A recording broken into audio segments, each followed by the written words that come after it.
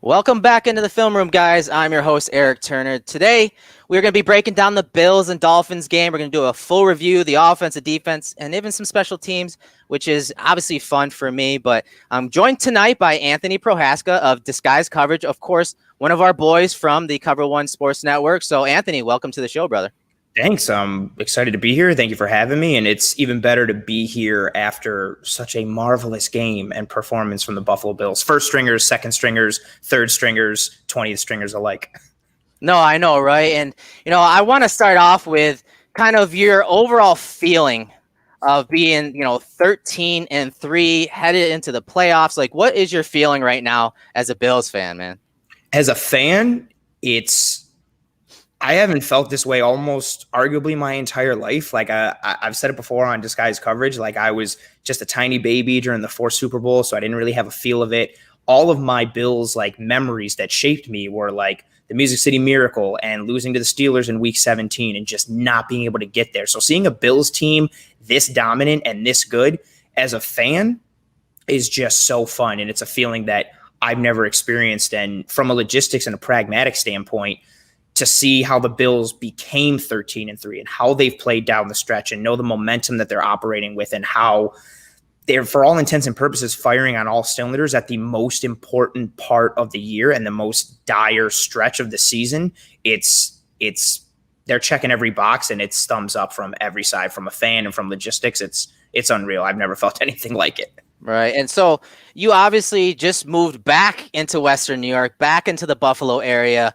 I know you've only been there a couple weeks now, back for the holidays, and you're obviously planning to stay back in Western New York in Buffalo. So tell me what it's like being back in town with a successful Bills team, and let everyone know where you're obviously recording from, because we're going to do a little roll call. I want everyone to let us know where they're tuning in from, whether it's on Twitter, Facebook, YouTube. Let us know what city you're and state you're also tuning in from. But Anthony, man, how's it feel to be back home with a winning team? It feels good. It was cool before living in Buffalo. I've been in New York City for the past 9 years, and it was always just Bills joke after Bills joke, especially you're surrounded by Jets and Giants fans, and they hate the Bills and they mock us relentlessly. And this year, before I moved, you'd start to get a couple like nods and looks and be like, oh, your Bills are doing good, or oh, your Bills are doing good. And I think the biggest thing that I've noticed in moving back is obviously just seeing everybody. Like when I go to the store and I go out and I see people in Bills hats or Bills gear. Before, like when I was in New York, it was like we would eye each other and kind of nod because it was like, hey, I'm out here by myself. Yeah, I'm out here by myself. And like we understood each other. But now It's like I see it everywhere and I'm like, oh, yeah, it's because I'm back in Buffalo and we're all like the same now. So that's like the biggest change. And it's cool to be surrounded by family and friends and feel the excitement and see just everywhere. Like I mentioned, like you go into the store and you're seeing everybody from like 2-year-olds to like 90-year-olds wearing Bills gear of all like variations. And you can just feel the energy and the excitement everywhere. Now, what kind of jerseys are you seeing around town? Like, what's the jersey you're seeing in Buffalo? Now, is it Josh Allen? I know those are hard to come by, but I mean, with Christmas, I'm sure a lot of people got some for Christmas. It's Josh Allen for the most part. I would say out of every 10 jerseys I'm seeing, it's Josh Allen. After that, Cole Beasley is the most that I've seen. Yeah, I think Bees is an easy guy to root for. And then after that, you're seeing a lot of Diggs jerseys now with the year that he had, which was amazing. That's one thing I do miss about home, is regardless if you're just going to the grocery store, the small little corner store, it doesn't matter where you go. There's always Bills fans, Bills memorabilia on the walls. Like you could be in the smallest little diner in, one of the suburbs outside of Buffalo, and you're going to see Bills, memorabilia, and everyone is just, I mean, you're just raised to be a Bills fan. And, that's why this is so great to have this type of run this year because, we've all been through the tough times as fans, and we've, a lot of us have been through the tough times as analysts and people that have to cover the team. And it's just great to have a winning team and a team that's straight dominating teams to end this year in the second half of this year. I'd say probably from the bye week on, they have really flipped on a switch on both sides of the ball. Obviously, we'll get into a lot of the film and break down a bunch of plays from the game. A 56-26 win over the division rivals in Miami Dolphins. And, I mean, dude, they swept the AFC East, right? I mean, that is a great feeling.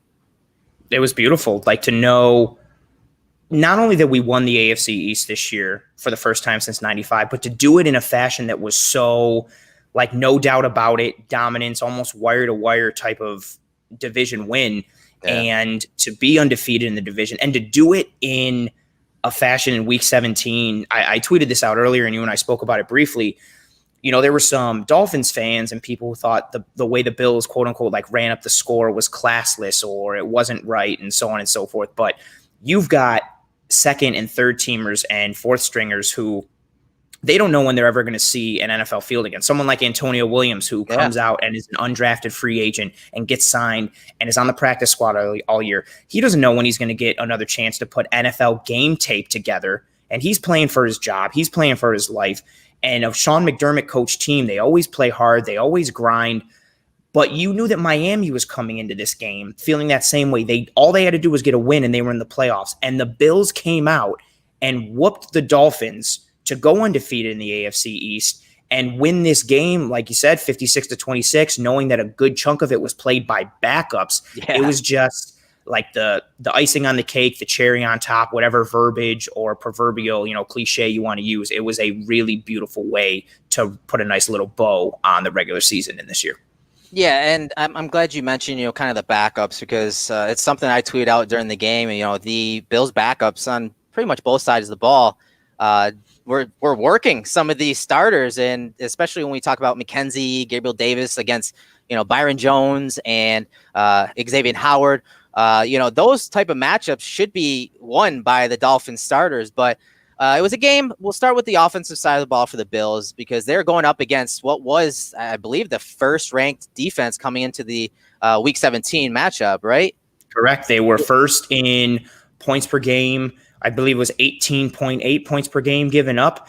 And the Bills come out and hang 50 on them with a decent amount of that coming from the backups. Just unreal. I think I tweeted out from Matt Perino earlier in the night. So again, like Miami came into the game as the top ranked defense in terms of like scoring and points allowed. Right. And after the Bills game, they got bumped down to 6th in the NFL. So that game against the Bills bumped them down by more than 2 points per game average and knocked them out. Like that's how hard the Bills laid it on them in week 17. Yeah, and as you can see, some of the snap counts off to the left side here, courtesy of Pro Football Focus. Morse, Williams, and Bacher. So obviously 3 of the 5 starters on the offensive line were the leading snap getters with 64 on the offensive side of the ball. Allen played 35 snaps, Diggs with 31. And the offense in the first quarter, they started off kind of slow. I thought that the Dolphins did a good job of confusing Josh Allen, not necessarily on early downs, but on third down. When they got into third down, they showed a lot of those amoeba type looks where all the front 7 are basically up within 5 to 7 yards of the line of scrimmage in 2-point stances, kind of moving around, trying to create issues for the protection, where a lot of times afterwards, post snap, they weren't really even rushing. I thought that the pass protection held up really well in those looks early on, but it really did kind of throw Josh Allen through a loop. And eventually he did, come out of it, especially in that second quarter when everyone started rolling. But I thought in that first quarter, they started off a little slow. What'd you think about that? Yeah, for sure. I think initially going into the game, the thought, and it was reported by several reporters from various media outlets, that we were going to see a similar snap count and series rotation like we did last year in week 17 against the Jets for the Bills. And so I figured to come out, maybe see 2 or 3 series, get Josh the record that he was going after, and then get everybody out, get healthy. But to your point, I think the Bills struggled early on, and especially on later downs. They just did not look like they were in rhythm on offense. Allen didn't look great. And that was my worry. I was like, oh no, are we going to keep guys on the field now because we don't want to go out kind of not clicking on all cylinders? And then long story short, the starters stay in for a majority of the first half, like you mentioned, and we see just the offense come together and just get into a rhythm where they just start scoring and scoring and scoring. The first 3 drives, they did not look strong. And then we just see scoring drive, touchdown drive after touchdown drive, short, working the intermediate, working deep, and Allen just spreading the ball around and almost coming for the throat every single throw. Yeah, and as we see in the chat room, there are guys mentioning that second quarter, 28 points in the second quarter. That was awesome. But we talked about the starters, and I honestly didn't think they were going to play that many reps. To be honest, pretty much playing the entire first half. But one guy that we wanted to pay particular attention to was John Brown. And he played 30 snaps, 24 in the passing game, 6 in the run as a run blocker. I thought he looked pretty good, to be honest, man. He was catching passes in the short area, catching passes down the field, obviously. He stretched the field on that touchdown against Byron Jones on a nice sluggo route. But what I wasn't really paying attention to his, whether he could remember the routes or anything like that. I just want to see what his gait looked like, what his running style looked like. And to me, he looked pretty healthy. What'd you think of him? Yeah, I thought he looked good. I thought he also looked like you could tell, whether it was just pure like cardio or getting his legs under him, you could tell that he hadn't played significant game football in several weeks. But overall, yeah, I thought his gait looked good. I thought his pacing looked good. And to hit on what you mentioned, I liked what he did overall in the game. He had 4 catches on 4 targets for 72 yards, a 27-yard catch, the 32-yard touchdown, and then a grab for 7 and a grab for 6. He worked the middle. He worked the outside. One of the things in John Brown's game that I think gets overlooked at times in his time with Buffalo, because he is such a speed demon, is his progression in his route running and what he's done since he's come to Buffalo. And it was nice to see him work routes yesterday that weren't just, okay, go out and try and beat someone deep. He did things that involved multiple parts of his lower body and started to work himself back into game shape. So I thought it was a good performance for him in his first game back. And it was good to hear McDermott say that he came out of that game no worse for wear. Yeah, and as you guys could, just saw on the screen, he caught a couple passes deep. I thought that he is another guy, along with Mckenzie, that read Josh Allen really well when it comes to, getting outside of the play structure. Josh hit him with a strike. I mean, one of the nastiest throws to the bottom of the screen we're going to take a look at later on. I thought he looked good, man. I think that, like you said, he's got to get his legs back up underneath him. And I think him playing 30 reps was good. I'm sure if this were a different situation where we're 2 to 3 weeks out of the playoffs, they probably would have had him in there less, to be honest. Yeah. But he's had enough time. I think they were cautious with him, especially with how the offense was rolling without him. They didn't have to rush him back. So I thought they did a good job of, slowly integrating him back, taking their time with him, and bringing him back in. So, but I mean, as we're seeing in the chat, I mean, the guy of the day really was a guy that was filling in for Cole Beasley, and that was Isaiah McKenzie. The guy was just making plays left and right. He's usually, he's one of those lighthearted guys, more of like a personality guy in that wide receiver room. I just, having watched him since he's been brought over from Brandon Beane, bringing him in, like I enjoy watching his development. I mean, that's one thing that I love to do, and that's why we do the Josh Allen Film Room. Watching and tracking these players' developments is one of the things that, as a former coach and player, that I love to do the most. And I just you started to see some of the influence, right, of Cole Beasley, Stephon Diggs, even Coach Hall, and those other receivers in that wide receiver room in this game, wouldn't you say, Anthony? Oh, for sure. And it's funny. You talk about, those type of things like the off the field or on field impacts that like a room or a grouping can have. And most of the time it gets talked about with like backup quarterbacks. Like you get someone like a Josh McCown and it's like, oh, well, he's great for the quarterback room. And you hear the types of things like that, but it's not often spoken about in other groupings. And the wide receiver room is just collectively now with Chad Hall has done a tremendous job, and he has a brand new truck to show for his efforts this year, courtesy of the team. But you've seen a progression almost in everyone's game, and that's a credit to who's been added and who's come together and what that group collectively looks like. And Isaiah McKenzie, to your point, is someone that has started to show that. When he came out of Georgia, and even when he was with Denver, he was a speed guy, he was a fast guy, he was like kind of more punt returner than wide receiver. And even in coming to the Bills, he was someone that was more gadget play than anything. And he served his role. He's played in his niche. He's done a good job. And we've seen him score a multitude of touchdowns. We've also seen him have a bunch of drops in Josh Allen's rookie year. So you kind of have that thought with someone like Isaiah McKenzie, like, can he be more? Could he be a 3 or even a 2 when you need him? Or is he just that gadget, trick play, niche type of player? And what we saw yesterday, again, in a game against a defense that was very good statistically coming in terms of points per game and what they were able to do with 2 tremendous corners and a good secondary, Isaiah McKenzie kind of feasted, running a variety of routes, doing a variety of things, beating defenders on outs, beating them up the field, reading Josh Allen, working with him. It was really nice to see that when called upon in a game that meant something for the opposing team. Because again, he wasn't doing this against other 3rd and 4th stringers. He went up against starting caliber NFL players, and he had himself a day.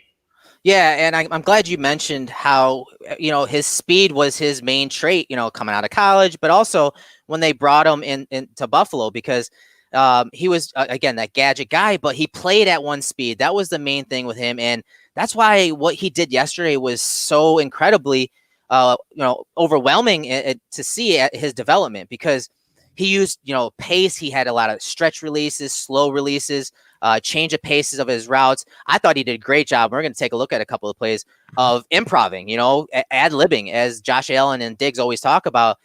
When Josh was looking for someone to break off the route and find some green and get open, McKenzie did that several times in the game. And you could tell, especially from some of those isolation shots in the broadcast copy, that he had a different plan. And when it came to releases, when it came to attacking leverage, and when that plan didn't work, he just ad-libbed and just got open. And that's what Josh Allen needs. And what's interesting about that, and we, everyone's been kind of talking about the improv and ad-libbing portion of the Brian Daboll offense, and Josh Allen being able to have receivers that are in tune to when he needs guys to do that.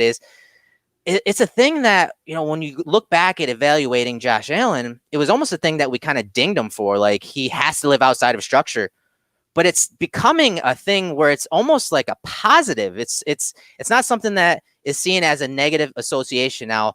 And I think guys like McKenzie, and we saw it, yesterday, where when they were outside of structure, he was able to, obviously get open. And with how well the offensive line was blocking, Josh was just standing tall in the pocket, and those guys were just getting into their second and third phase of a route or outside of structure, and McKenzie was just getting open. Yeah, he did it multiple times throughout the game, and that structure piece that you mentioned is a really cool and important thing when you've got someone like Josh Allen who can extend plays, escape the pocket, or make plays with his legs, a la Ben Roethlisberger, like we've heard the millions and millions of comparisons to. It adds a different element. It adds a different dynamic to your team. And it's nice in a perfect world if everything works on point, like the quarterback hits his drop at the right time, the receiver hits his route at the right time. But there are going to be times, a decent amount of them, where everything isn't going to work perfectly. And can you still win when things don't go perfectly? And players like McKenzie being able to work with that improvisation in tandem with Josh Allen is a really important and often overlooked aspect of this team. Yeah, and here's, again, this is the development of Isaiah McKenzie. He is learning from one of the best slot receivers in Cole Beasley, obviously learning from one of the top receivers, if not the top receiver right now, Stephon Diggs. He uses a lot of those stretch releases. He knows how to attack leverage. Just watch him here. So the Bills have, or the Dolphins, I'm sorry, have a safety shaded over to Diggs' side. So obviously you're in the red zone, in low red zone especially, you're going to have that guy sort of bracketed. So that leaves the receivers, Knox, McKenzie, and Davis to the top of the screen, just one-on-one. You see the stretch release. And what I mean by that, I'll show that in slow motion here. He just kind of like skips off the line of scrimmage right here. And slowly, I know it's hard to tell from the All-22, but he's slowly creeping inside, attacking the inside leverage of that corner. And then, boom, he's out the front door there. And it's just an easy read and throw for Josh Allen. They were daring someone else to beat these corners here. They have some really good corners. And Nick Needham, I mean, he's a pretty good corner. Mm-hmm. He's had really good games against Josh Allen and the Bills, and here he just gets smoked by McKenzie. And, I mean, we love Cole Beasley, but he doesn't quite have the speed that McKenzie has, and I think this really caught Needham off guard. Oh, for sure. You mentioned it earlier with his development and Isaiah McKenzie playing often at one speed. And this play is a perfect microcosm of that not happening. Like he comes off the line right here, hits that little skip, and he's like slow playing it. And then when he gets to that stem, bang, pops it out and uses his speed. It's a combination of him using his natural skill combined with the technique. And you just see him fire out of that cut, hit that speed out, and beat his corner to the outside. And in the NFL, you can win with skill and you can win with scheme. And this play was a good amalgamation and a meshing of both, and a development in a nuanced aspect of Isaiah McKenzie's game, which is showing like he's understanding more of how the game is played and developing, and not just being like, okay, let me go 1,000 miles an hour and beat this guy. No, he's using pace and patience. I mean, it's exactly pace and patience and intelligence to win that route, and then using his speed and athleticism to finish it off and put the nail in the coffin. Yeah, and here's another touchdown from Mckenzie here, and just watch his release. It's something like from the broadcast angle you probably don't really pay attention to because there's so many different things going on. You see that, there's really no one deep, and again, they are daring someone else to beat the defensive secondary of the Dolphins. So watch him release here. Again, patience in the release. He comes to a staggered look right there. See, when you come to the staggered look, this is really setting up a two-way go. Is he going to break out? Is he going to break in? Is he really setting something else up? You don't really know as a defensive back, and it's testing the patience of this guy. Who is going to play chicken? Who is going to bail out of their back pedal or bail technique here? And you see what Mckenzie does after going staggered. He stabs inside, then releases outside. So that gets Needham to have to basically turn this way because he already opened. So you see that what that release, that staggered release does, it gets Needham turned around. And now you see Mckenzie, he's getting his eyes back on Josh Allen. This is what I'm talking about outside of structure. He realized that this, pretty much all verticals concept is really covered quite well. I mean, everyone's kind of leveraging their routes pretty well. There's no way that Knox on the bender route is going to be open because he has a linebacker underneath. So he understands that Josh is probably going to be in trouble here. And what does he do? Just stops on a dime, finds some green, gets back over the middle of the field, and is wide open. Again, that speed is what separates him. But the release and the attacking of leverage really set him apart on this play and helped him even down the field. Oh, for sure. It's that aspect of his game in which he's improved and doesn't always get the attention. Like he wins at the line of scrimmage right there. Like that jab step and the disguising of his route. He doesn't tip off the defender to what he's doing. He could be going inside. He could be going outside. And he wins there. And then when he starts to get vertical, like you mentioned, he turns the defender around, which is beautiful, and then uses his head and his smarts to be like, oh, my quarterback's in trouble. Let me do something else. And then he wins again right here and just uses that speed and athleticism and bursts to the middle of the field that's wide open. And when you see that touchdown on the broadcast, you just see Allen like lofting the ball up to this wide open dude. Yeah.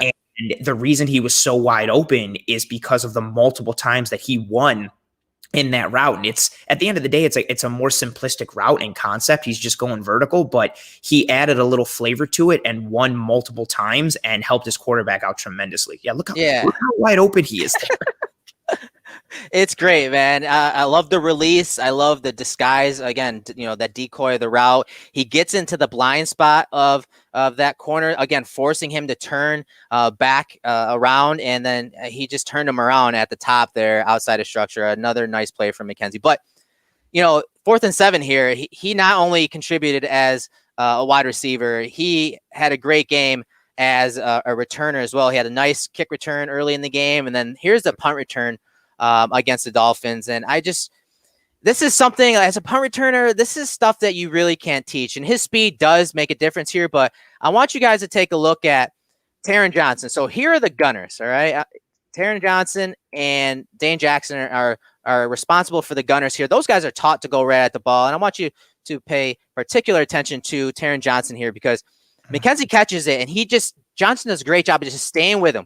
And as a punt return, I used to do punt returns, and the most important thing is make that first guy miss. So thank God Taryn Johnson stays on his man, rides him wide of Mckenzie there. That's huge. And Taryn Johnson's a guy that we're going to talk about on the defensive side, but he pitched in a really big block here on this punt return. So get the block from Johnson, but Dane Jackson dropped his guy, and Mckenzie has to make him miss, and he does. And that once you make that first guy miss, it's off to the races. You see him get upfield, some nice blocks from some of his teammates down the field, and then it's off to the races, gets vertically down the field, makes the guy miss, and then all he has to do is beat that punter, cuts it back inside. Here comes Medikeevich back into the play, bumps a couple guys off, and that gear from when he cut back right there, I thought there's no way he's not gonna get caught by 42 right there. But he hit that other gear. He adds that juice that we talked about at the top, and one of the guys in that wide receiver room that has some juice and energy to him, and he hit that gear at the 20, and there was no way he was gonna get caught. I thought he was going to get nabbed at the 20, and to be honest, like I wouldn't have faulted him. You've got two Dolphins defenders who are coming full speed, who have not broken stride, chasing you down, and he had to stutter here on the punter and cut back. He lost a bit of his momentum and juice and the angle. The Dolphins defenders, especially 42, had the angle, and to your point, he kicks it back into full gear and then beats him to the end zone. Mckenzie, again, coming into the league, was more punt returner than he was receiver, but he had issues with ball security. Yeah, he did. Yeah, he did. And this play is a perfect example of, if he can secure the ball, the potential that he has, like that speed and athleticism, no nonsense. He gets the ball. He makes the first man miss.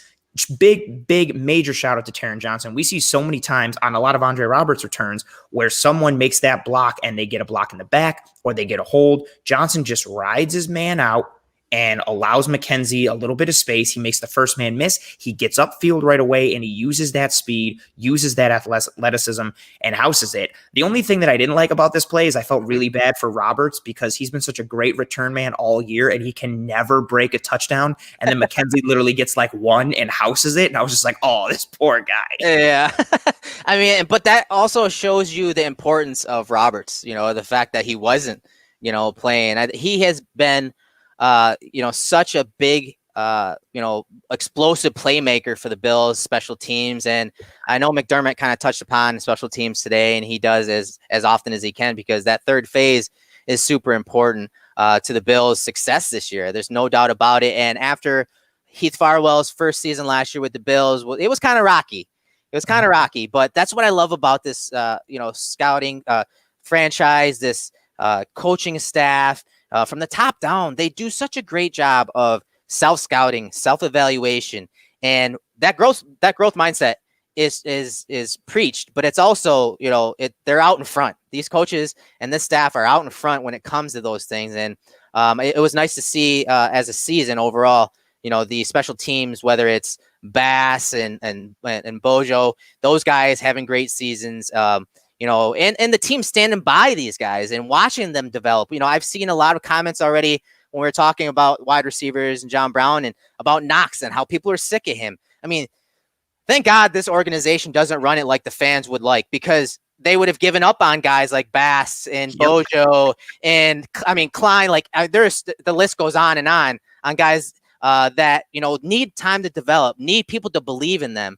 And I think Knox he's really the next guy in line where he's, he does need to be better, but he does have those splash plays. And I do think, being how raw he was coming out, that he will turn it around. And he had some splash plays here. And I think, regardless of where his ceiling ends up being as a tight end, he's going to have those splash plays, those plays that change their swing field position, that change the momentum, that, those stiff arms that are just dropping dudes, and then there's just bodies lying all over the field. Like, those plays mean something. They have a higher value than, a drop. So you got to stay with guys like that growth mindset, again, from the top down onto the field. It actually matters. And one guy that has grown a lot this year, and again, he has had his down moments as well, is wide receiver Gabriel Davis. He's had a couple of drops, for touchdowns. He's had some issues with not working back to the ball. We saw that early in this game. And it's something that he will learn. Again, he's, coming onto a team with a bunch of veteran receivers and talented playmakers at the position, trying to find his role, which he has found a great role with his team as a deep threat, as that, third or fourth option deep. And I thought he had a really good game. We're going to take a look at some of his plays, but I want to get your overall thoughts on Gabriel Davis' game against the Dolphins, but also, this season and his role. You hit on it early here in talking about him.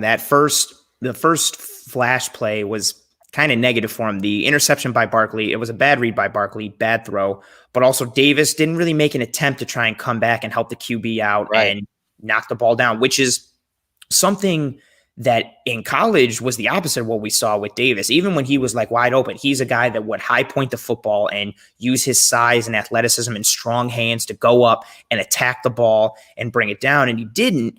And how many, who's to say that if he tries to make a play there, Howard doesn't get the pick? You can't guarantee it, but he didn't come back to the ball and he really didn't make an effort. And then you see the big play down the sideline later in the game, the beautiful throw from Barkley, and Davis lets the ball come to him a little bit, but he fights for it and he high points it a little more and he almost rips it away from Howard, who, as we're going to break down, Howard almost makes a tremendous play on this ball. He gets his hand in there. He could have ripped it out. Gabriel Davis makes a great catch, and we've seen a lot of catches from him this year. Making the catch on the sideline, I believe it was against the Rams, where he caught it over the shoulder, adjusted his body in midair, and then got the feet down and toe tapped on the sideline. The great diving catch for the touchdown against Miami. He's made some really spectacular catches and shown some potential. And when you can get that level of production, I know he's had some issues here and there, but he's had a pretty good year. And when you're getting that level of production from a middle round draft pick, somebody that was overlooked to a degree by the rest of the league, and you can get him and fit him in and add a piece like that as in the supporting complementary aspect to Stephon Diggs and John Brown and Cole Beasley, it's a big win for Beane and the coaching staff, and it's been fun to see how he's gone through this year. Yeah, and today I flashed back to the prior to draft at the combine. I just flashed back to that clip of Brandon Beane saying the following quote: "It's amazing how many good receivers there are in this thing. I like Davis. I hope he doesn't run too fast because he plays faster. You know what I mean? Just be 4.58 or something. He'll be fine." That quote from Beane, it just resonated with me because, that sort of thing did happen. And, as you can see in this next gen chart, 2 receptions for 107 yards. And, he did it against Needham on the post touchdown. And then he did against, again, Xavian Howard, which, again, he's 10 interceptions this year. He's one of the better cornerbacks in the league, possibly defensive player type of the year candidate. Always great at the catch point, always making plays at the catch point. He's just a guy that is really good. And Davis, he had a good day against him, especially on that deep ball. Again, we're going to break that down, but I liked Gabriel Davis's film. I broke him down heavily in the offseason, but I didn't expect him to be getting behind defenses like he has been thus far. And it just kind of reminded me of that quote from Brandon Beane, because he's right. He does play faster than that. He's a guy that his size makes him very difficult to bump off his stem. It takes him a little second to get going, as far as like within the first 5, 6, 7 yards. But once he gets going, he's so big and he runs with such aggressiveness that he's hard to bump off his stem. And when we talk about the ball being in the air, his hand-eye coordination, his size becomes an issue for defenders. They can't really, out-muscle him. And, he just looks the ball in so well on those deep routes, as you'll see. And his body control and ability to adjust to inaccurate passes has just been phenomenal for a guy like Josh Allen, obviously. That is super important on those go routes, on those dig routes. And that's something, again, getting behind the defense was something I didn't expect from him, Anthony. I just really didn't. No, it was the same from me. Like you heard the comment from Beane, like, oh, we just hope he can run in like the 4.58. He ends up running a 4.5, 4.40 at the combine. So Beane was like almost exactly spot on with what Davis was going to do. And again, you worry like, he plays faster, but you see the tape and you see what he can do, but then you see the time and it's like, is he going to be able to get behind defenders in the NFL? Will he be able to translate that college game to the league? And he has, like, for him to be able to continue to high point the football and use his athleticism and size to shield defenders and adjust, and then again, play faster than his 40 times suggests, it's a really big feather in his cap. And again, he's just in his rookie year. He's going to continue to develop. He's going to continue to get better. And the play against Howard yesterday really highlighted that. You mentioned it. Xavian Howard, 10 interceptions. He's the first corner with over 10 interceptions since Antonio Cromartie, I believe, like 13 years ago. He's a defensive player of the year candidate. He's had a very strong year. And Gabe Davis, a rookie middle round pick from the University of Central Florida, beats him bad off the line. Barkley underthrew that ball, and Davis He was comes late, back. yeah. He was late, and he underthrew it. Davis beat him in the route, and then he beats him when the ball is in the air. It's just tremendous from a guy like that. No, I appreciate the contribution there, John. He says, is Knox the Josh Allen tight ends? Raw, obvious skills, up and down first 2 seasons, but payoff will be worth it. Rare movement skills. Yeah, I think that's a fair comp. And, I'm just happy that this regime is patient in these guys, especially in a raw prospect like Dawson Knox, as you said. Didn't get many targets, didn't get many opportunities in college. Obviously, a transition to tight end, and he's finding his way. I think, he is starting to come on a little bit more. And like I said, the splash plays are always going to be there. I don't know what type of consistency he'll have over the course of his career, but if he is, making some of the plays that he can and becoming that, and being that mismatch nightmare just because of his size and speed and, ability after the catch. Like that goes a long way. There is a lot of value in that. I know, catching is the number one thing for a tight end and wide receivers, but there are other values that you have to also put up there as far as priorities go. And I think he does offer a lot more than what Bills fans give him credit for. And again, I think just have a little patience. And I think that's a fair comp when you say, Anthony.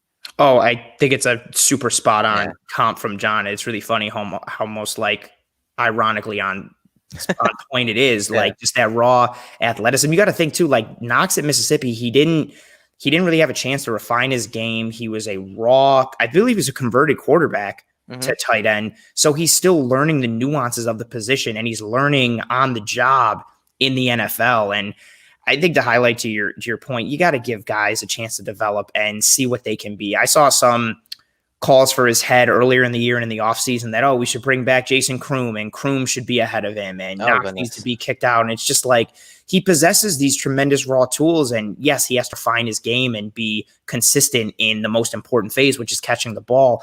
But he is going to make some plays that might outweigh those 1 or 2 drops, and he's got potential. He's got the raw tools, and you got to give him a fair shake in order to really see if he can develop that and how you can mold him and put him out there into the player that he is.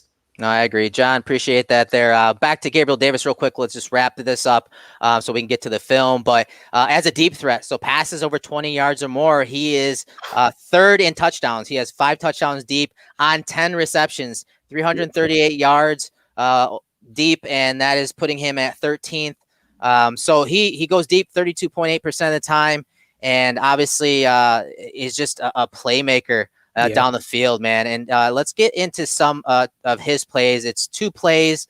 Let me bring it up here versus the Dolphins. Again, 1 versus Needham, 1 versus Howard here. So here is the play versus Howard. I want you guys to pay attention to, his route, but then watch how late Barkley is on this, because you see Davis already by Howard there. Yeah, he's got him, and he had to slow up. And I wonder if he slows up a little bit, thinking that he's not going to get the ball because of the safety there and because of the arm strength of Barkley. I didn't expect Barkley to uncork this, but you see Howard. Look at the closing speed by Howard, man, and we'll see.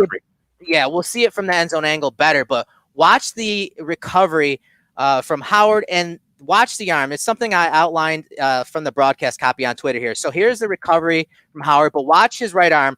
Great hand-eye coordination right there by Davis. Watch the right arm of Howard. His arm is clamped in between the 2 arms of Davis, but look at Davis tuck the ball to the sideline. That's shielding the ball. That's using his body to shield the ball, and then he clamps downwards as he's coming down right there. And that is huge, because as a defensive back, you're taught to get your hand in there, come up through the pocket like Howard does perfectly right there. And as you're coming down to the ground and you're about to hit the ground, what's going to end up happening is the ground's going to force that ball to kind of move a little bit, but you're also going to have that defensive back rake up and try to rake up and leverage the ball and knock the ball out there. And he's not able to because of, again, the size, the shielding job by Davis, the hand strength from Davis there. Just a great job there all around against one of the better corners in the league. Yeah, for as much as I know Bills fans don't want to give any Dolphins players credit, Xavian Howard is a good corner, especially when it comes to ball skills. I don't think he's as touted as Dolphins fans build him up to be, but he's good on the ball. He's good in the air, and he plays this route here in his recovery with really good technique at the catch point, getting his hand in there. again, you have a potential defensive player of the year candidate who catches up, displays really good recovery speed, and sticks that right arm in there with almost, as you pointed out, like ideal technique. He has a really good chance to blow this play up. And Gabe Davis uses his hand strength, excites the heck out of Chad Hall right there. We circled on the sideline there. You see Chad running down, just so pumped for Davis to make that play. And he's pumped because that's a big-time catch by a rookie receiver against a big-time NFL corner who is leading the league in interceptions. And also it was a nice recovery on not making an effort on the ball and the Barkley interception earlier in the game. And here he comes down, beats Howard really good off the line, beats him in his route, and then again beats him at the catch point, almost wins at 3 different phases, and just does a tremendous effort shielding the ball and coming down with this catch. Yeah, and you can even see him as he's going down the ground. He turns his back to Howard there. And I circled Jordan Poyer coming off the bench, but watch the situational awareness by Chad Hall. All right. Talk about being in the moment and knowing the parameters of the play. Look at him. His mask isn't quite on right there. Look at him mask up. He comes and masks up. This dude, I'm telling you, man. They're situational aware. Everyone. Yeah, dude. I mean, they put in reps. I'm telling you, they put in practice time. Just a funny play from Chad Hall on the sideline practicing, like, okay, you're super excited because one of your dudes made a play. How are you going to go celebrate? And then someone runs up and McDermott's like, I loved your form, but your mask was down. It wasn't covering your nose. So let's practice again. They practice everything. They have all bases covered. That was hilarious. So onto the touchdown.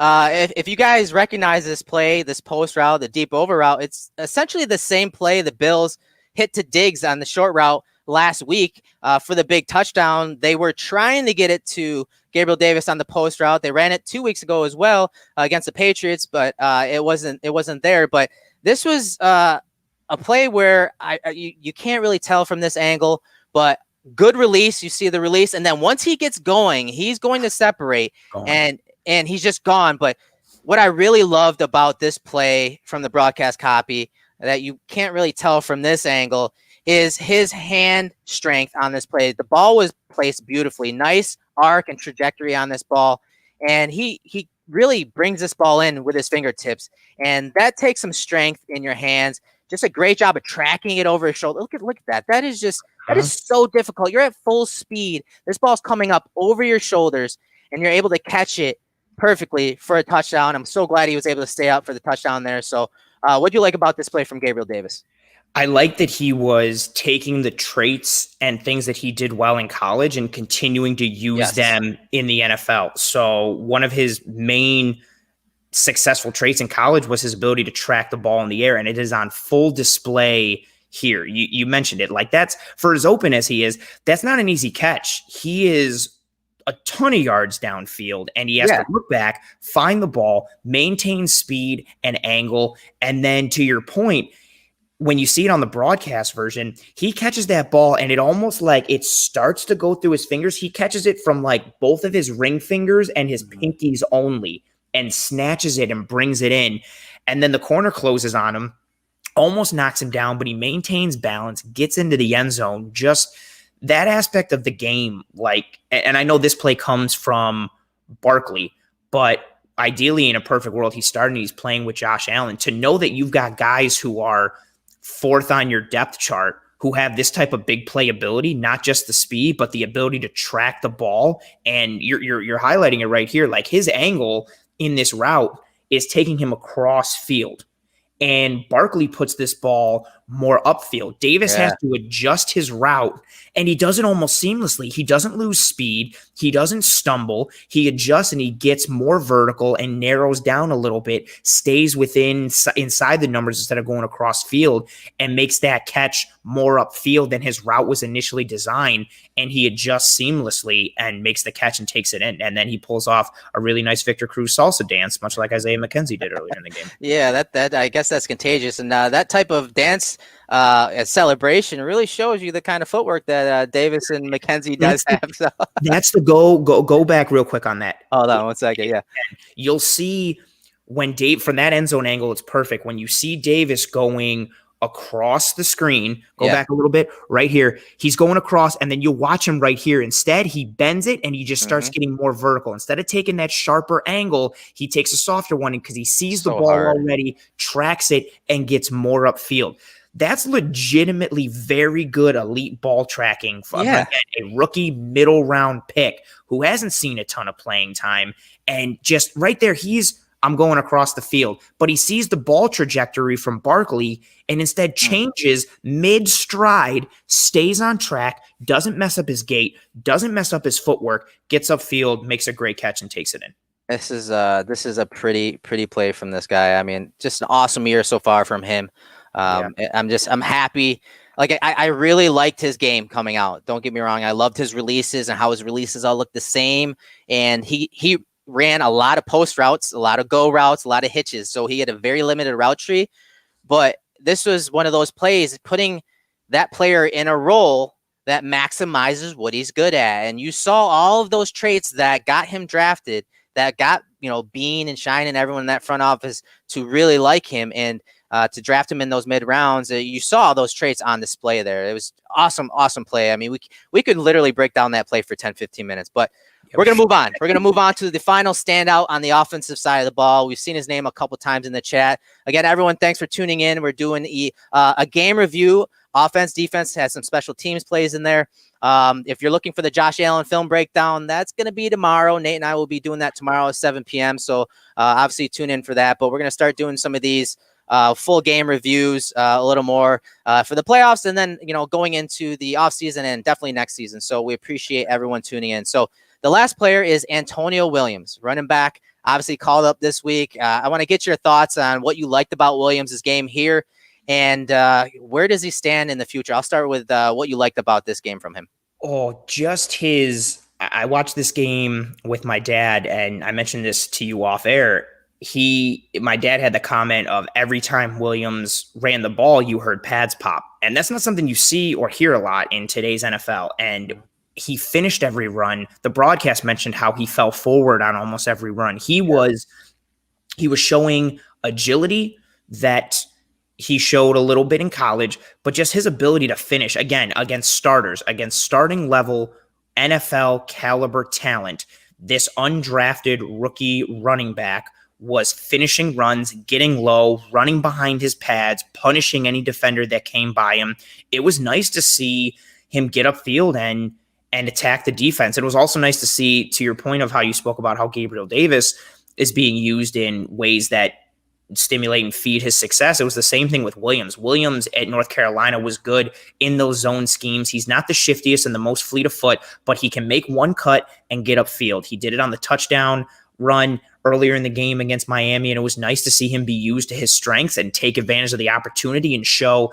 He looked like that guy who you could almost see with every touch of the ball, like he was like, okay, I don't know when the next time I'm going to get the ball is, so I'm going as hard as I can every time I get it. And it showed just from the visual aspect and the audio. Like you could hear him popping pads and helmets with every single touch and finish. Yeah, and yes, as you saw in some of those stats, I mean, a lot of his yardage came after contact. Over 3 yards per carry came after contact came courtesy of again him lowering his pads, him running through arm tackles. And if we're looking some of his North Carolina touches here, and of course he didn't run the ball all that often at North Carolina. Some really talented backs in that backfield over the last couple of years, but you can see he where he makes his hay, right? He does it after contact, 3.44 yards after contact per attempt. I mean, that's really, really good. A lot of tackles broken in college, and so that's what he kind of brought to the Bills on Sunday. And I liked his pass blocking. One thing I remember reading about him when he was coming out was how Mac Brown said, one thing you can count on from him is being a good pass protector, obviously lowering his pads and breaking tackles, but being a good pass protector and special teams, which leads me to the next question is, because a lot of people have been asking, is he a guy that they can maybe fill in as RB3 next year and kind of scrap the whole Yeldon experiment that they've had thus far? It's a possibility with the game and the film that he put together on Sunday against Miami. And your special teams point is a big key. He was the 2019 North Carolina special teams MVP. Yeah. And that's a pretty legitimate thing. And it's nice to see. I know he didn't get a ton of carries, but he was a factor in the starting offense, but he also did the dirty work and the grunt stuff on special teams. And as we know and we see in the NFL all the time, for every starter and stud that is making the roster, there are so many guys that have to carve their way and grind and claw to make an NFL roster. And we hear the cliche all the time. One of those ways is special teams. And with what he did at Carolina on special teams, coupled with what he showed against Miami, again, I know the sample size is small and it's a limited showing, but I think he, at the very least, showed that he could potentially handle some things going forward. And I know there's a lot of TJ Yeldon hate out there. I think I like him a bit more than Bills Mafia does. But at this point, if you told me next year, like, Yeldon's out, Williams is in, I wouldn't bark at it too much or balk at it. I think he's displayed some stuff and is showing that he can make an impact when given the opportunity. And some of his pedigree and what he's done at Carolina would suggest that he might be able to continue that in some sort of fashion. He might not be an every down, 3-down starter stud, but he can play a depth role and then affect some stuff on special teams too. Yeah, and that's, he didn't play much special teams in this game, but if you look at his snaps from college, and as you mentioned, how he stood out in that area in special teams, whereas Yeldon basically doesn't play any special teams. So correct. That is something to keep in mind when we're talking about, that third running back next year. I know Taiwan Jones is a running back technically, but he's really a special teamer. Yeah. But so he doesn't really count. So when they're starting, this offseason, when they start looking at that position and how they can upgrade, obviously it's a guy that they probably want to play some special teams on top of what he brings on the field, if needed, of course. And in this game, this was, I believe, his first carry, Anthony, and it was one I said when I watched it live, I said, oh, it's going to be that kind of day for him. And he was just super decisive in his cuts. The Bills ran this outside zone run several times. It's really been their bread and butter run concept, whether it's the strong or weak side here. And he's just super decisive. Watch the interior offensive line, Bakker, Morse, and then the cut block from Winters right there. And you see the cutback lane open right there. And he runs through the arm tackle of the nose tackle there.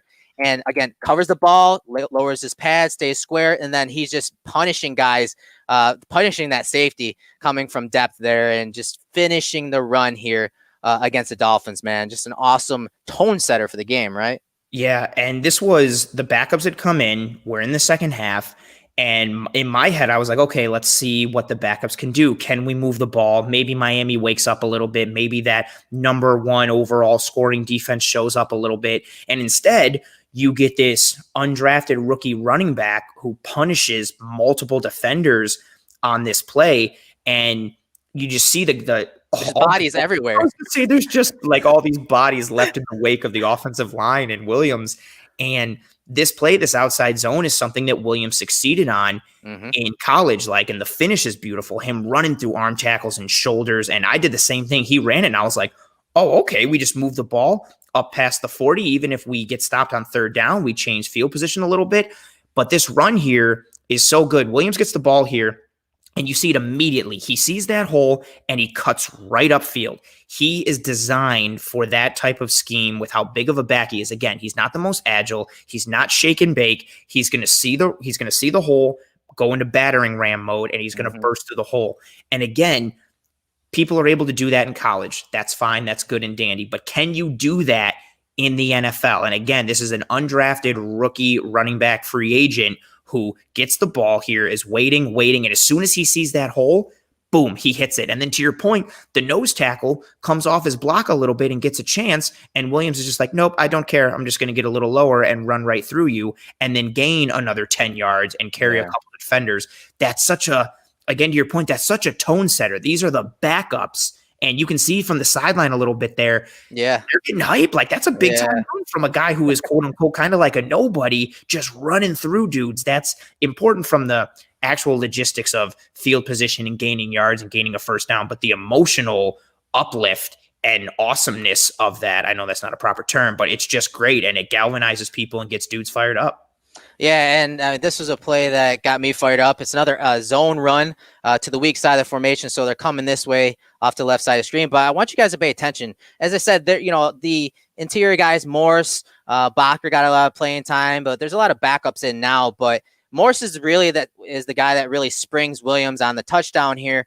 But it's just another decisive read from the running back here. And look at the inside blocking right here. So nose tackle shoots backside, and Bakker picks him up, does a good job of working to the play side. That allows Morse to simply scoop to the second level unscathed, and he just cuts the legs out from under the linebacker there, and it's an easy cut for Williams there. So Bear front, man, this is a stacked front right here, and something the Bills are probably going to see a lot of come playoff time, especially in these situations where they know that the defense knows that the Bills want to run the ball here. You know, they have 12 personnel on the field, and, you know, being able to run when the defense is expecting it, when they're in a front that is meant to cover up every offensive lineman and put all their defensive linemen in one-on-ones and expecting those guys to win, and they're not able to with a lot of backups on the field, that just rips the heart out of a defense here.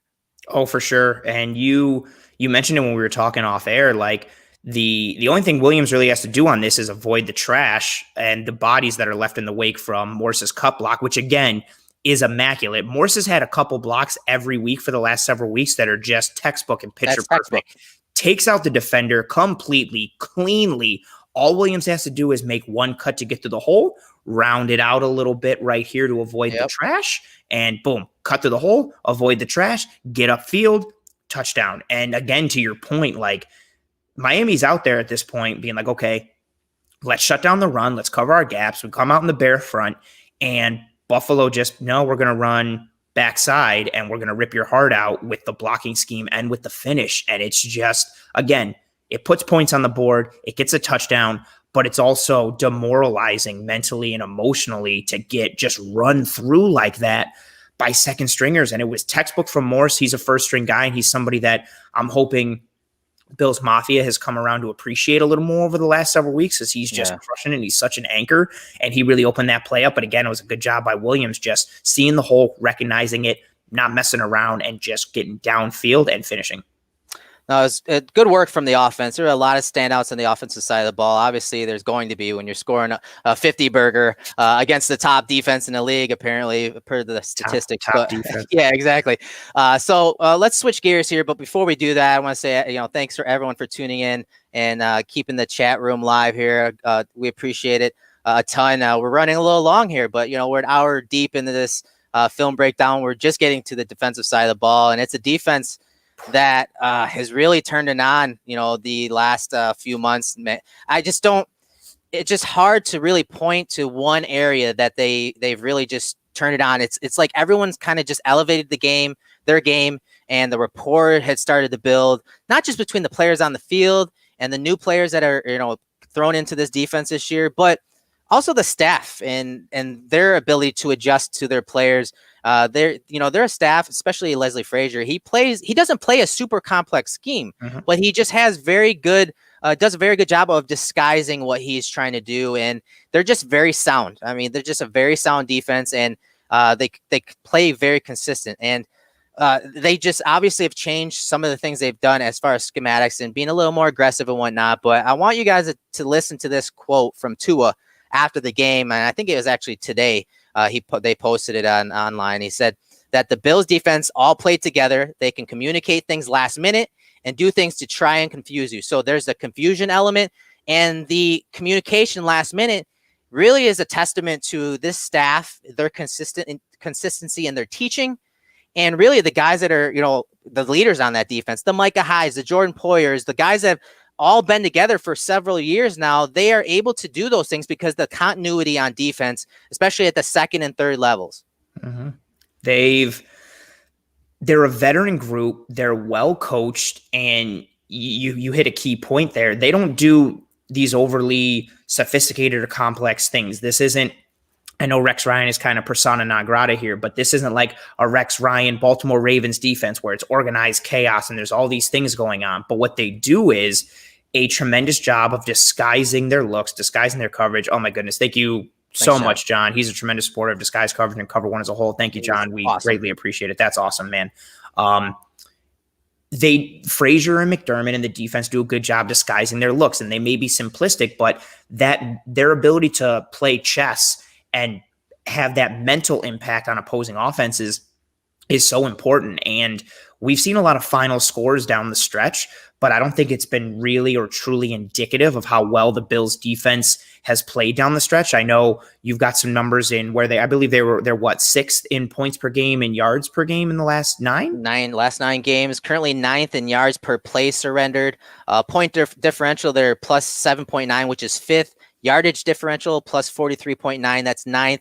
And I just, one of my notes was their self-scouting from that Hail Murray and how they were going to bounce back or respond into the bye week. And I just felt like that's when really, they started to turn things around. Of course, it helps when you have an offense that is firing on all cylinders and putting points up, because that really, puts a choke on the opposing offense against the Bills defense. But I just felt like that's when they kind of turned it around. Wouldn't you agree?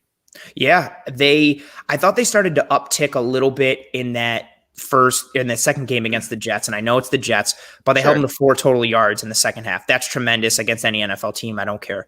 And then how they turned Russell Wilson over multiple times and hit him on almost every single play and messed up one of the hottest offenses in the NFL. And going into that game, Russell Wilson was being talked about as the MVP favorite, and the Bills defense messed him in that offense up big time, physically and mentally. And then we come into the Arizona game, which I know the Bills lost, but their defense again kept the team in it in that second half when the offense went cold. Yeah. And I think, for as corny as it may be, I think that game, Aaron Quinn from Cover One has been a big proponent of that loss, really galvanizing the Bills team. And Hyde and Poyer have both spoken about it, that game really kind of clicked some things for everyone and was like, listen, we have to be better with our focus. We have to be better with our execution. We have to keep the foot on the pedal. We have to be relentless.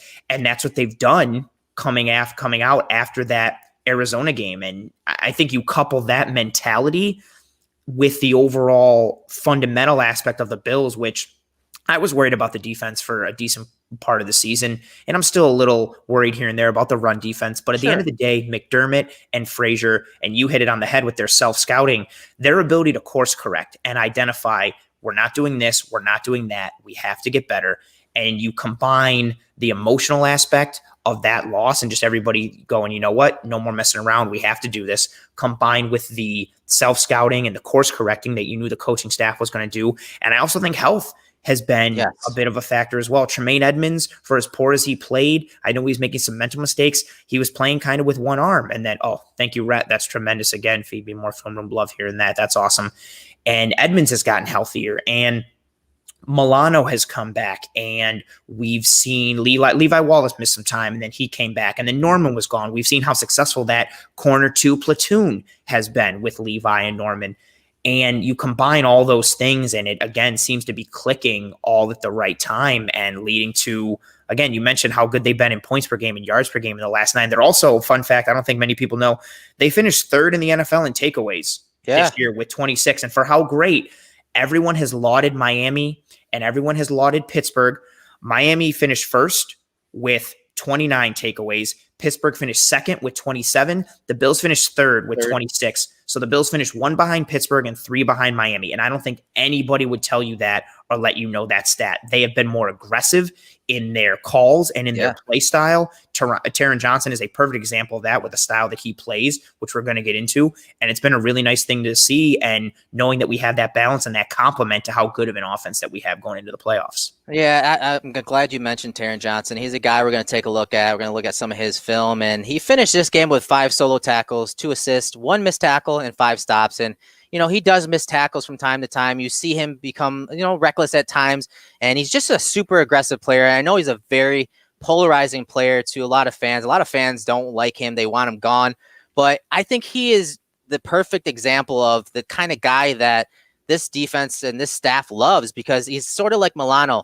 He's going to miss tackles, but he's going to be super aggressive, super disruptive.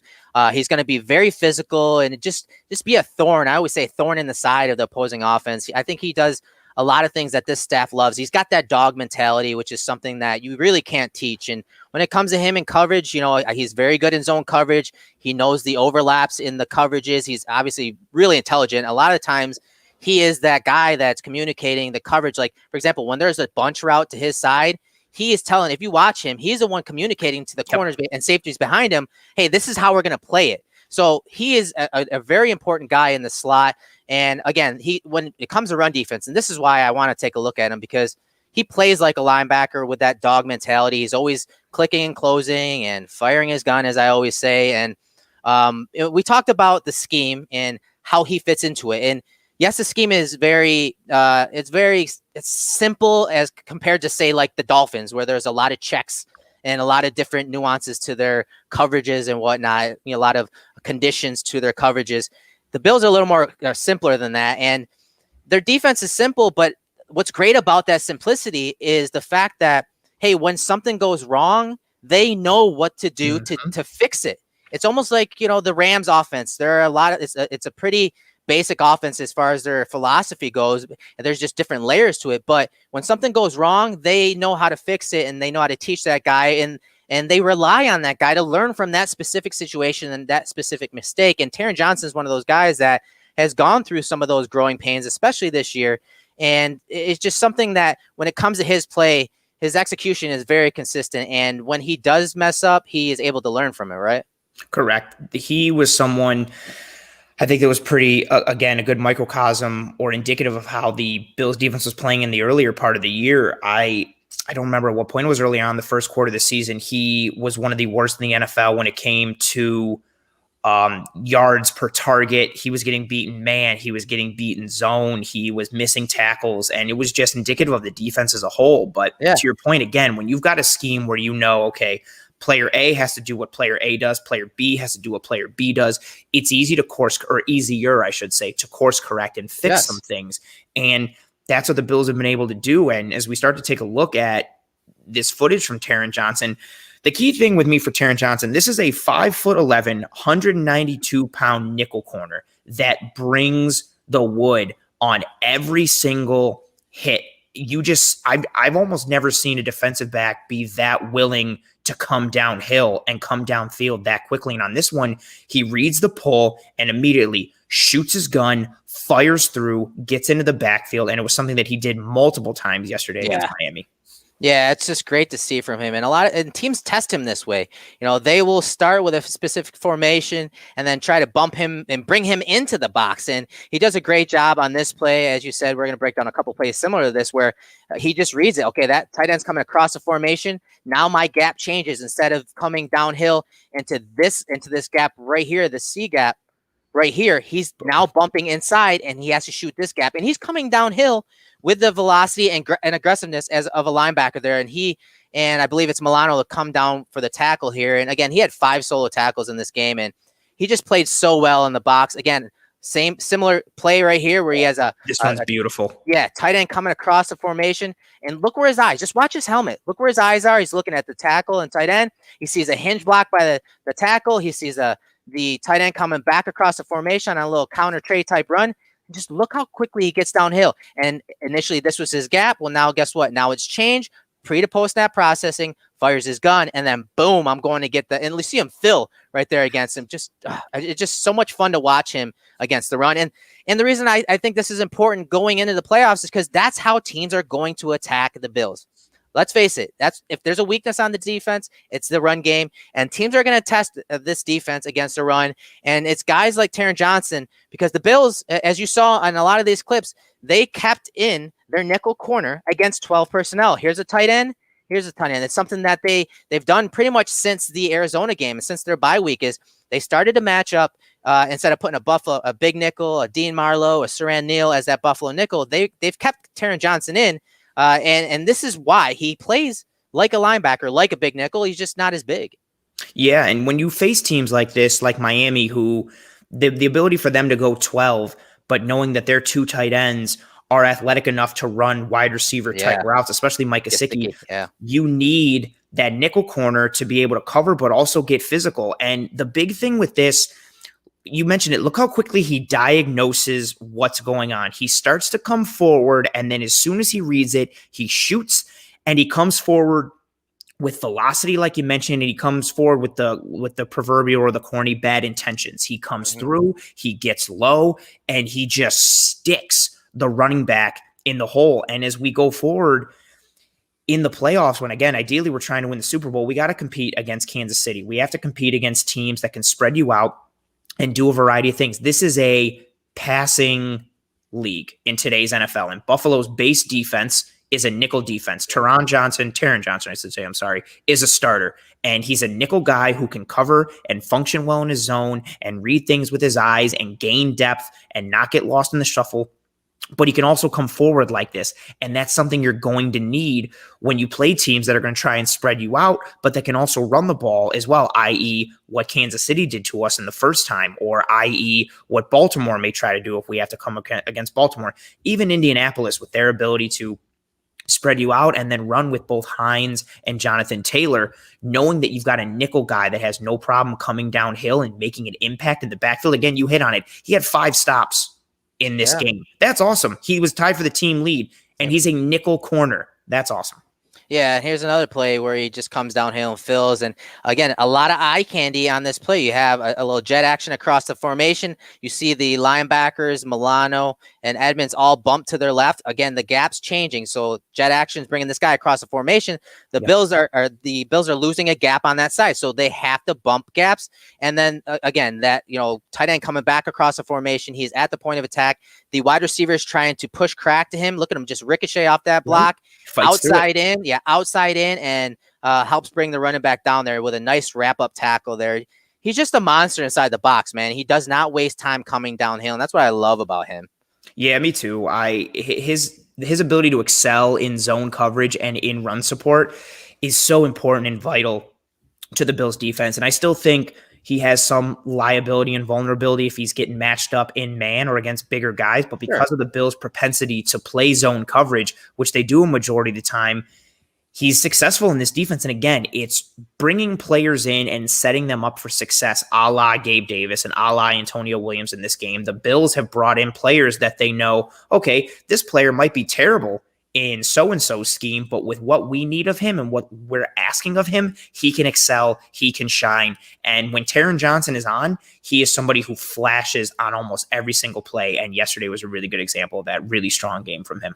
Yeah, with how often the Bills play zone coverage, obviously you got to have discipline. You got to play with zone eyes is what we always call it. And so watch this 3-level passing concept by the Dolphins and keep an eye on Taryn Johnson right there in the slot. And so here's that 3-level passing concept. You have basically a corner route, a deep out route, and then the crossing route from the backside, 3 levels, easy read for Tua. And what they're trying to do is they're trying to get the clear out right here, which they do. Both the corner and the safety jump that route. And now they're really putting Taryn Johnson, who is hinging is what we call it. You see him hinge right here. You see him flip his hips, get his eyes on the quarterback. Now he's watching for 2 and 3 because one cleared him. Now he's looking for 2 and 3, but then he's playing with zone eyes to the quarterback. He spaces the out route and that short route, short of the sticks. Again, 3rd and long here. He plays high to low. So he takes away the out route. You see him in a nice bail technique, hips down, eyes on the quarterback, and he forces Tua to check it down here on that route below. And then watch. You have Edmonds inside out. And then here comes Taryn Johnson protecting the sticks, protecting the boundary, coming downhill after forcing the low throw and wrapping up the player with Edmonds there. I mean, this is stuff that, yes, he's probably going to get the assist as a tackler here, but the bigger play was to, and I think this might even be Gesicki running this deep out route right here. That's a bigger play that is really not showing in the box score. No, and all it's going to show up is a 3rd down stop. And actually on this play on the broadcast, all the broadcasting team wanted to talk about was how smart of a decision it was by Tua to check it down and not go for the big play and just give his punter some room. But the highlight here, again, is what Taryn Johnson does, knowing that, okay, I'm not going to give up the big play. I'm not giving up the 1st down. And then when the completion is made, this is something that's so important. The angle, as you pointed out, the angle that he takes in conjunction with the angle that Edmonds takes, it gives the ball carrier almost nowhere to go. And if Johnson comes up and slow plays it or doesn't come up with force or takes the wrong angle, it's easy for these 2 defenders to get split and for the ball carrier to get upfield. And instead, they sandwich him. They use that sideline as an extra defender. Yes. And they force him basically into no man's land. And then they come up with bad intentions and force. This was a hit that was a pop on TV when you heard it. You heard the pads pop. And it was another, again, great play by Tremaine Edmonds, but a tremendous play from Taryn Johnson, considering, like you mentioned, what his responsibility was on that play and the read that he made and how he executed from high to low and came up, used a good form tackle, made the pop, and forced the punt.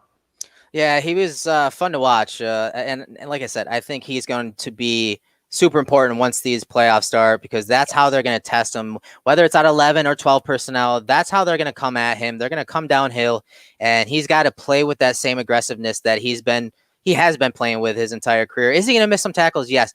But is he also going to have some stops and put the offense behind the chains? Absolutely. And we saw that several times in this game. So let me ask you, aside from AJ Epinesa, who we're going to take a look at, who are some guys that really stood out to you? And guys in the chat, shoot some names out there that really stood out on the defensive side of the ball from this game for you guys. But Anthony, who do you have on the defensive side?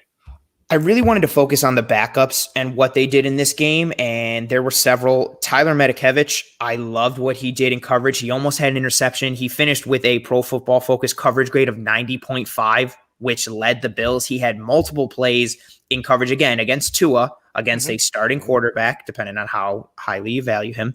But he caused some confusion for him. He made tough reads for Tua across the middle of the field. He had a couple good deflections and pass breakups. He almost had a pick. A nice game from him. I also liked what Mike Love did. He had a couple big splash plays coming off the edge. Juice, yeah. Yep. He just came off. He had the one stop on the jet sweep that was roughly a 4 to 6 yard loss. A really great play from him. And then Dane Jackson, somebody who we've had eyes on all year ever since he was drafted, and we started talking about his corner 2, a liability. And then we saw Dane come in and get the pick against Darnold and what he's done. Boom, comment there from Ron Beck on Dane Jackson. He had that stop on Gaskin, actually on that same drive on the Taryn Johnson. On the Taryn Johnson highlight that we just showed. That play from Taryn Johnson and Edmonds, that stop was on 3rd down. But on 2nd down, they ran it to Myles Gaskin, who cut back, and it was just Dane Jackson coming down and squeezing it down, and he got low, put his chest on Gaskin's knees, which is not easy considering Myles Gaskin is 5'9". Jackson came up and got low, wrapped him up, and brought him down. We saw him do good in coverage. He led the Bills defenders in snaps. It was good to see another good game from Dane Jackson. I want to see his coverage game continue to get better, but it's nice to see his physicality and his tackling come through. And we want to talk about Epinesa, but it was nice to see what Medikeevich was able to offer in a non-special teams factor, and then see the juice that Mike Love gave and the technically sound plays that Dane Jackson made. Yeah, Dane Jackson is a guy that I love as far as tackling goes. He also played in a defensive system at Pitt that is almost a college version of the Bill system, and the quarters coverage, cover 3 type system under Pat Narduzzi.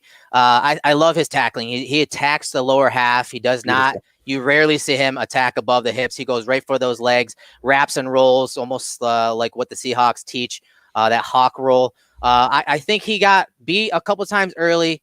There was a play action pass or RPO that had the number 2 receiver who he had, I believe, just ran out to the flats. He got caught peeking a little bit, but he bounced back, kind of like Josh Norman. He kind of bounced back when he was getting attacked early on in that game. And, as a cornerback, you got to have that, that mental toughness. They always talk about it. You got to have that mental toughness. You got to be able to, move on to the next play, forget about that mistake you just made, because it's when you're playing opposite, and I know Trey White didn't play this game, but those guys are going to be targeted opposite Trey White.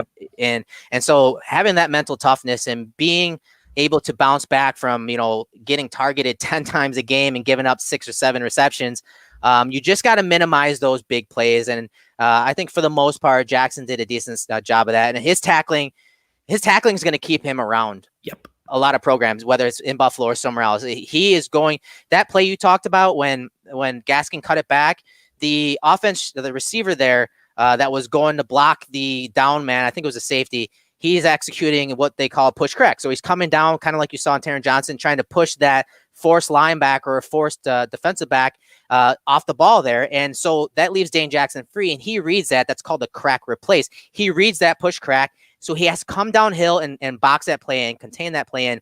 And like you said, he attacked the legs of Gaskin and damn near got a safety on the play. That's something that, I agree, man. He totally stood out in that department.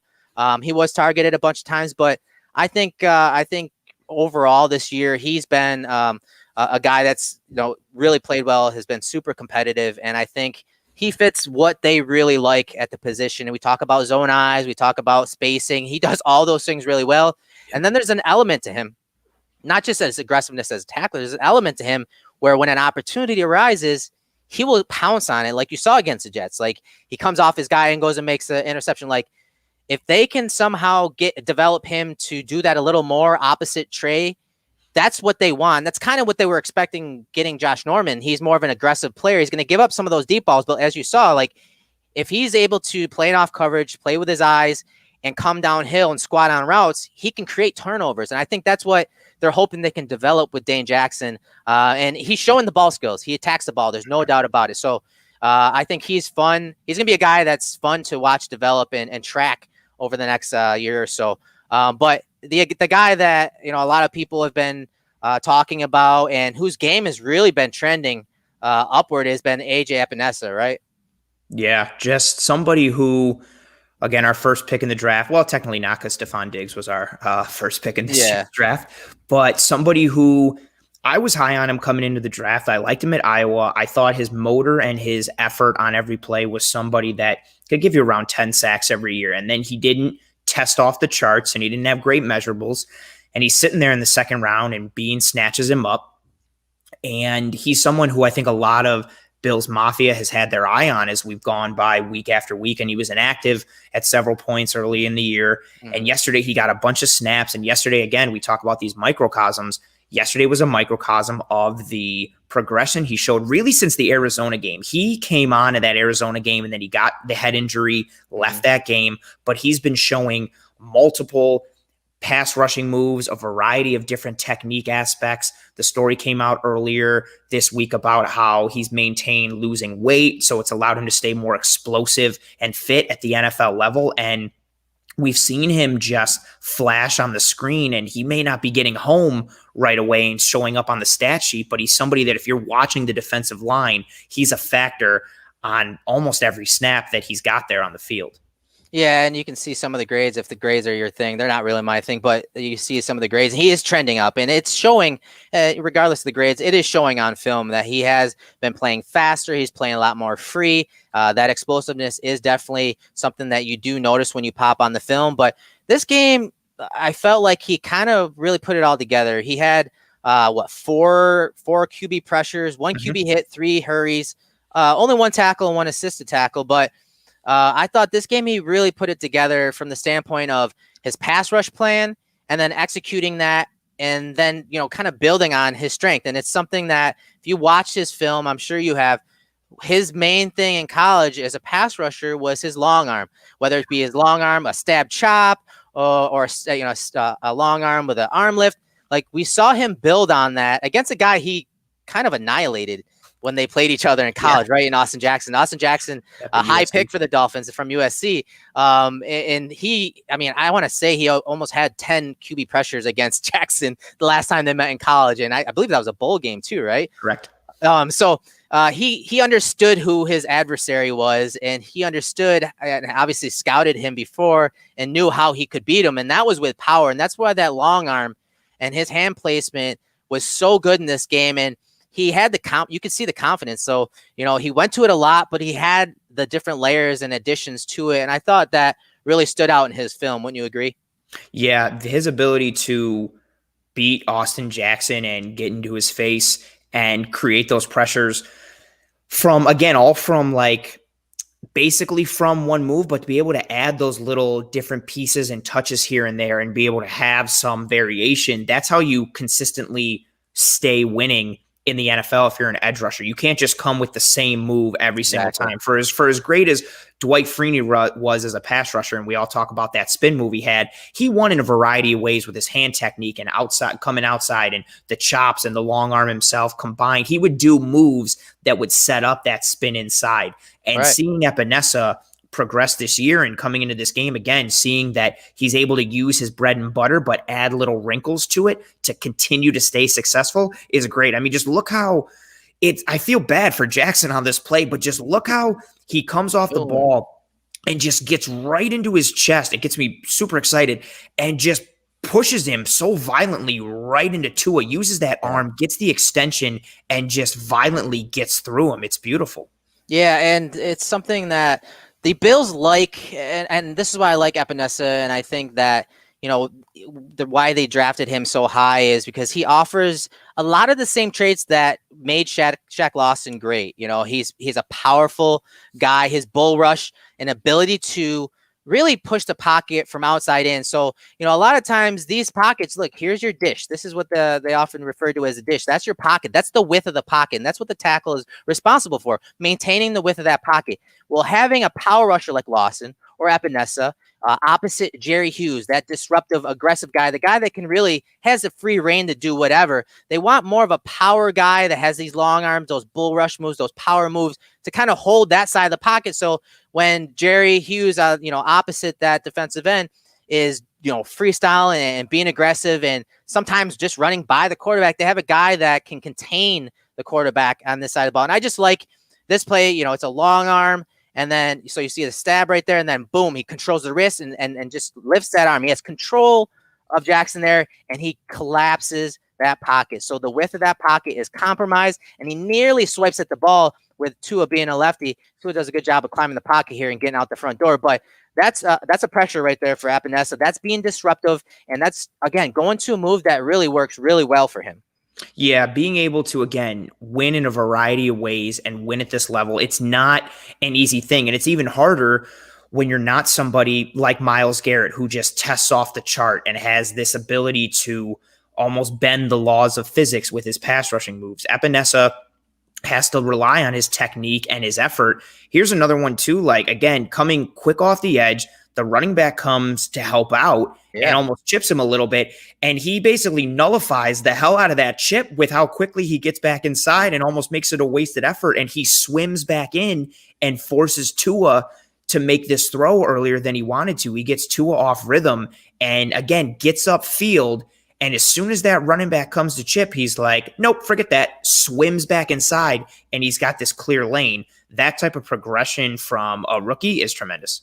Yes, and this is one of those plays I talked about where he changed his plan. So the initial plan is speed up the field, but he's obviously processing the depth of the drop. That's one thing a pass rusher has to analyze post-snap is the depth of the drop. And with Tua, they're usually pretty shallow drops. And you also have to read, okay, one-on-one, is there a chip coming? Yes, there is a chip coming. So now my plan has changed. My line to the quarterback has to change here, and it does. You see the long arm initially, now he has to change and get back inside with the chip coming. So instead of staying with that long arm, what does he do? He grabs cloth, pulls him. So a little push-pull with one hand, changes his line to the quarterback, arm over, and to the quarterback, as you said, kind of forcing Tua to get rid of the ball, and then Medikeevich is there at the catch point to break it up. So this is one of those things, post-snap processing by Epinesa was really nice on this play. And again, stacking moves on top of what he's really good at. Yeah, and it's that stemming from that long arm and being able to take something that you're good at and that you can win with and add little wrinkles and add variations. And you mentioned it, like it may seem like such a simplistic thing, like, oh, you're just rushing the passer, but there's such a mental processing component to everything in the NFL, even something as simple as going after the quarterback. And for him to mentally process all these pieces in the blink of an eye and tie it with the physical aspect and build on his strengths, it's really encouraging. Yeah, and this reminds me, he's off to the left side here.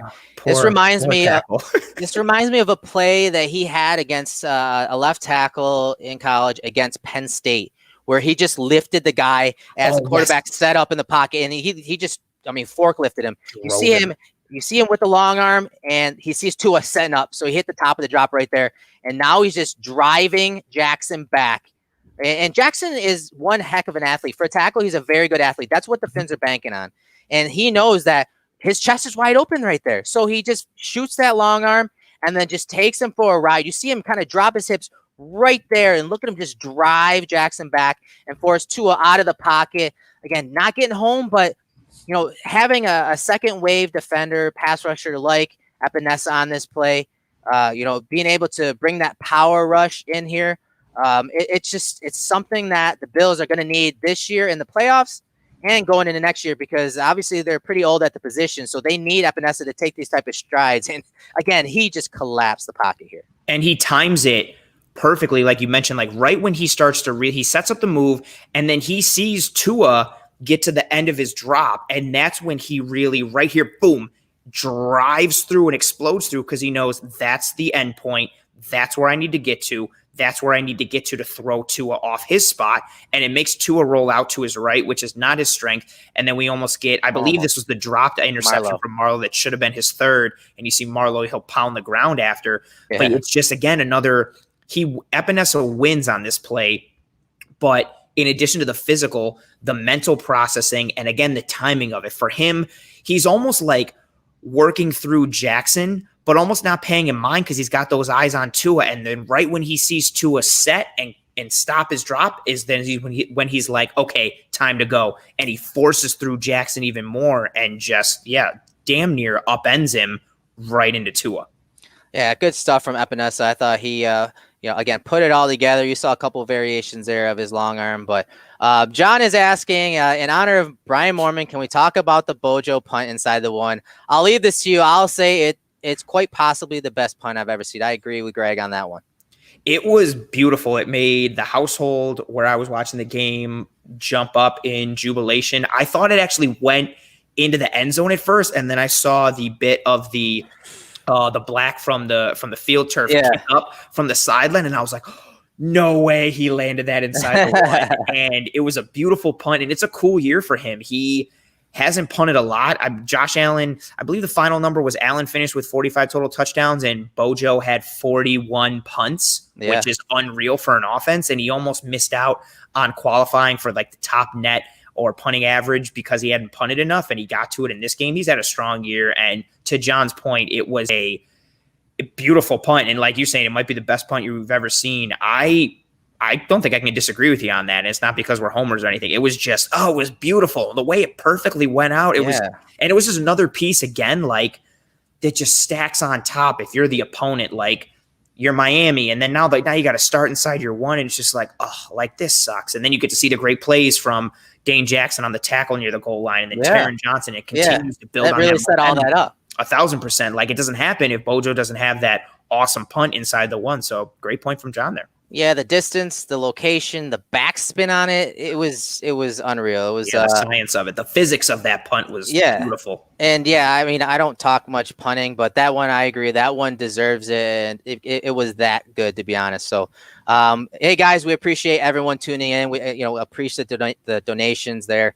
That really, is what drives Cover One. You guys tuning in, you guys supporting us. I mean, we're 288 viewing right now. Like that means so much to us. We put in a lot of time, a lot of research, a lot of, editing for stuff like this to have some fun and do some game reviews, to do some Josh Allen film rooms. It takes a lot of time. And so when you guys tune in and you have the passion, enthusiasm that you guys have tonight, we totally appreciate it. And it drives us. It's really what keeps Cover One going. You guys are the ones that keep us going and putting out content every day. And obviously, Anthony, I enjoyed talking some ball with you, breaking down some film. Let the guys know, where they can find you on social media, what days you usually air your podcast Disguise coverage with us, and what you're looking forward to in this playoff game, man. This is a game. I know you started some of your research on that.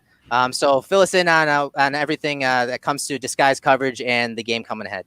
Sure. So again, I am Anthony, host of Disguise Coverage on the Cover One Sports Network. You can find Disguise Coverage live every Thursday night at 9 p.m. I have another episode coming out this week.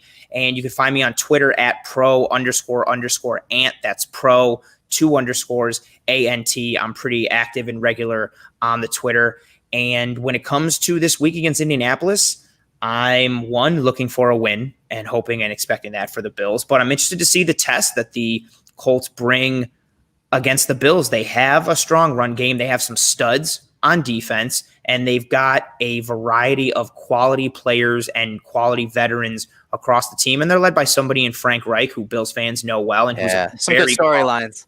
Awesome storylines. And he's a really good quality NFL head coach. He's somebody I wanted to come to Buffalo when he was kind of working his way up and working his way through. I think it's a good first test for the Bills, but somebody that the Bills should beat. And it'll be nice to kind of retool and refine our game as we hopefully continue to move forward in this playoff push. Yeah, I haven't started too much research yet or film on them yet, but I plan on pulling a few games, and I'll tell you what, I'm looking forward to the obvious of Jonathan Taylor, the Colts offensive line Yep. against the Bills, and what they're going to do on the defensive side of the ball. What I expect, early on, is more of that bare front that they've been putting Edmonds on the edge. I expect them to try to cover up all those offensive linemen, especially on early downs, first and second down and long, to get into third and long situations and force obviously Philip Rivers to beat them. So get them into those third and longs, and how you do that is commit. You got to commit to stopping the run, and you don't want Jonathan Taylor getting going. You want to keep him, wrapped up. You don't want to let him get going, because when he gets into that open space, he's gone. He's just gone, and he runs so well. He's a guy I loved. Obviously, I loved him. I wanted him so bad in this draft. He fell so bad, and he's a guy that he has that speed, that breakaway speed, but he does a lot of his work in between the tackles. And he is so good in a phone booth and making guys miss. And if you haven't seen some of Baldy's breakdowns from the last game, you go check it out, because he's just so elusive in between the tackles, and so much fun to watch. So I'm excited. That's an obvious storyline that I'm excited about, but we'll obviously be breaking some of that down on social media, and maybe some film room work later in the week, maybe Thursday or Friday. If I get some time, I'll throw some content up there. But this has been fun, man. Anthony, I'm going to have you on some more, man. We'll break down some film. I appreciate you joining me tonight, man. I appreciate everyone tuning in. I'm your host, Erik Turner. Until tomorrow, we will see you soon.